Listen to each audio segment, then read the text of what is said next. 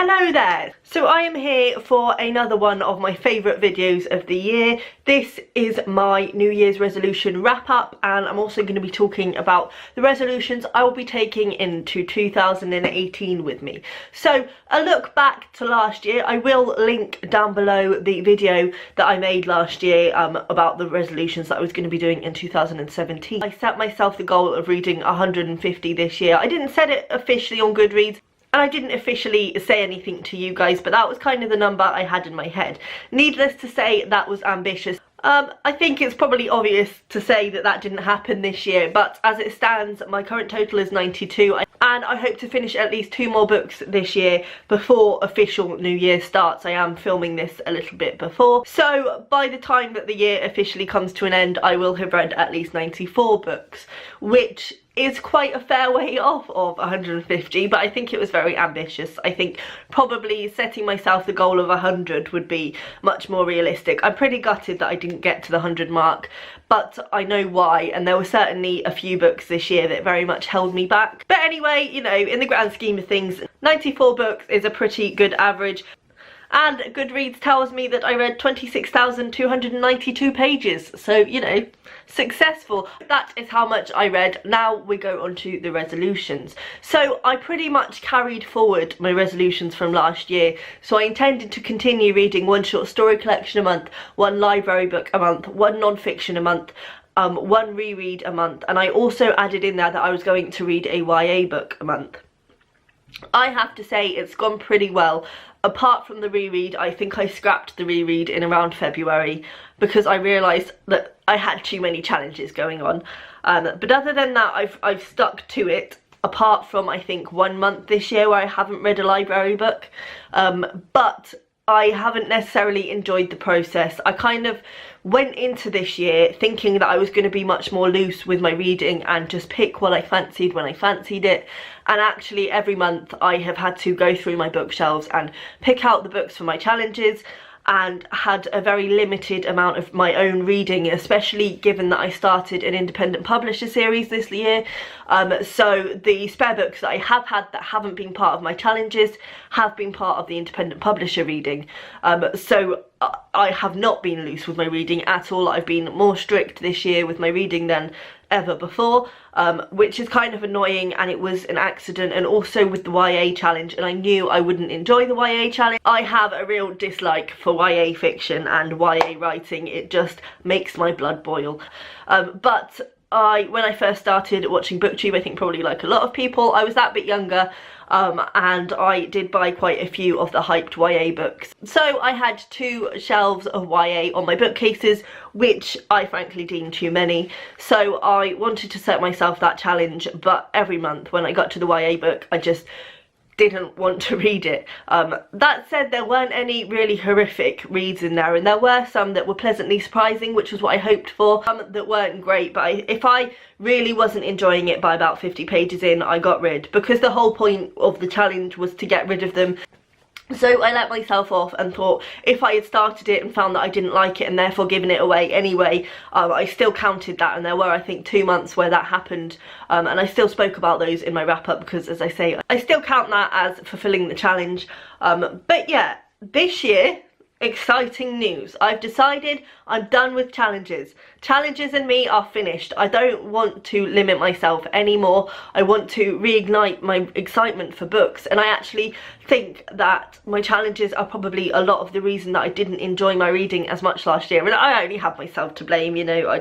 Nobody else actually cares if I succeeded these challenges, but I'm quite strict with myself. When I set myself a challenge, I don't let myself sort of sway from it. And I'm glad I did it. I'm glad I structured things in that way, and I'm glad that I got rid of the books on my shelf that I did.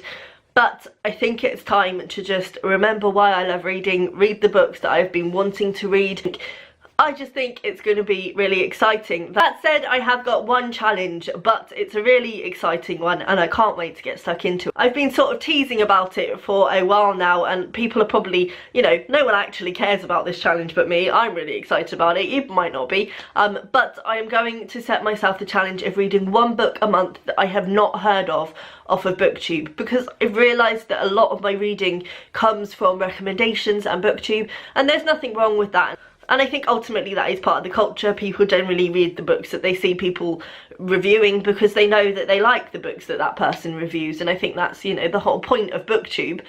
But it has come to my attention, especially when I've been in bookshops this year, that I have my wish list on my Goodreads and I only buy off of that wish list, and I've been like that for about 5 years now.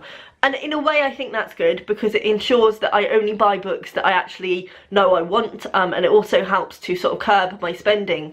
But I miss that feeling of going into a bookshop to discover a book, because I think book shopping, it is an experience, and you should have that journey with a book, and be able to sort of pinpoint the shop that you found that book in and discovered that story. And also, you know, I kind of want to speak about books that everyone else isn't speaking about. I think I do that to a certain extent anyway. I don't generally pick up the hyped books or the books that everyone else is reading, but I would like very much to let you guys know about books that you haven't heard about from other people, or that I haven't heard about from other people. Hopefully there will be some real gems in there. I do, however, have some allowances, and my main sort of idea for this is that I'm going to go into a bookshop every month and buy a book just on a whim that I've never heard of from BookTube. But I do have some exceptions for this, because I would also like to use this challenge as an excuse to get to some of the books on my shelf that I haven't been picking up, and that I'm finding quite difficult to get round to, and say that any book that I bought before BookTube, I'm going to count that as well. So there are some on my shelves, they're not necessarily overly spoken about on BookTube, but I've certainly heard them spoken about by people. But because I bought them before I heard them sort of spoken about, I'm going to count them in this challenge, because I think that would be a good way to get them off my shelf. So that is the only challenge I'm setting myself. That said, I'm also going to try and keep up a regular routine with the library. For the past 2 years, I've read a library book a month, and it's been a really good experience, because before then, apart from when I was a child, I used to use the library all the time. But ever since I was old enough to buy my own books, I haven't been visiting the library. So I used that challenge as an excuse to get myself back into the library, and actually, though we live in a really quite small town, and our library is not the hugest, they actually have a lot more new releases than I realised that they did. Yes, most of the books are pretty ancient, but I have picked up some really quite exciting new releases in there, and I've really enjoyed the process of frequenting the library. Admittedly, this year I have been doing more of taking out 2 or 3 books at a time and just renewing them, purely because time, you know, is limited. Whereas last year I went every single month and picked up 1 book at a time. But I would like to carry on that process, though I'm going to loosen up and say that I don't have to read a library book every month, but I intend to always have a library book out and then to just take it back whenever I get around to it and get a new one out. So I'm still going to be visiting the library, because I think that's really important. And obviously I'm also going to be trying to read short stories and non-fictions as and when they appeal to me, but I'm not going to set myself such a strict standard on it anymore. I'm glad I did it. I think it really broadened my horizons, because I didn't really make enough time for short story collections and non-fictions before this challenge, and I have found that I've really enjoyed the reading experience of them. So I'm definitely intending to carry that on. It may be carry on reading a short story collection a month, because I think that's quite a nice way to break up the reading and also keep a regular routine of reading short stories, which I think is important. But I'm not going to be strict on it. It's not a set goal, but it is probably something that I will carry on doing, although there might be months where I don't. We shall see. So overall, yes, I'm really excited about the coming year. I think it's going to reinvigorate the process of reading that I really enjoy, and I think it's going to be a fantastic way to get to some of the books on my shelf that have maybe been forgotten for too long. So yeah, that's everything really. Please let me know down below what your reading goals for the coming year are, and how your reading has gone in the year that's just gone, and Happy New Year to everyone, and I will see you next time. Bye!